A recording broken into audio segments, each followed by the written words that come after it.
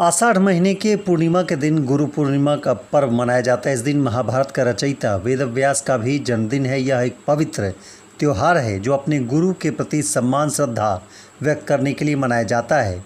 इस मौके पर शहर के भट्ठा बाजार स्थित रामकृष्ण मठ मंदिर में उत्सव का आयोजन किया गया। इस मौके पर विशेष पूजा पाठ भजन जप ध्यान का आयोजन हुआ।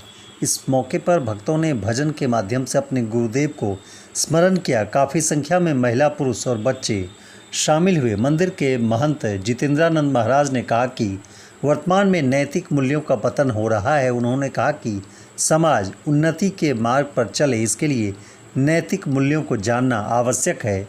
स्वामी विवेकानंद का जिक्र करते हुए कहा कि धर्म और आध्यात्म के माध्यम से उन्होंने पूरे विश्व को एक सूत्र में बांधने का काम किया था। पूर्णिमा को लेकर के रामकृष्ण मिशन में क्या आयोजन किया गया? गुरु पूर्णिमा एक बहुत पवित्र अवसर है।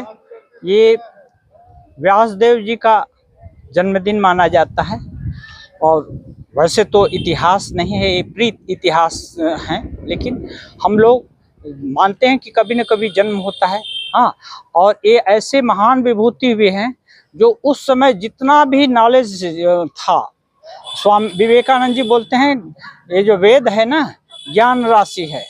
तो उस समय जितनी भी ज्ञान राशि थी सबको कलेक्ट किए और कंपाइल किए 4 वेद के रूप में, और पढ़ाने का भी व्यवस्था किए।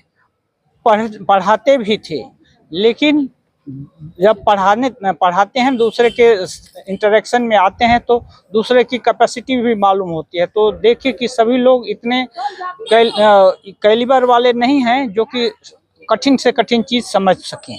तो साधारण लोगों के लिए भी और विभिन्न स्तर के लोगों के लिए भी कैसे उन्नति का रास्ता प्रशस्त हो, सबके लिए जानकारी हो, इसके लिए वो व्यवस्था किए। इसलिए 18 पुराणों की रचना किए। और 18 पुराण क्या है? एक ही ईश्वरीय शक्ति है, विभिन्न रूप में प्रकाशित हुई है, लेकिन वो क्या है, विभिन्न टेस्ट है हम लोग का। हम 10 लोग एक तरह के नहीं हैं। एक पेड़ के अंदर लाखों पत्ते हैं, सब एक तरह के कोई नहीं मिलते हैं, कुछ न कुछ भिन्नता रहती है। तो इसीलिए विभिन्न तरह के पुराण की रचना, विभिन्न चरित्र का वर्णन, और उद्देश्य ये है कि सबका कल्याण कैसे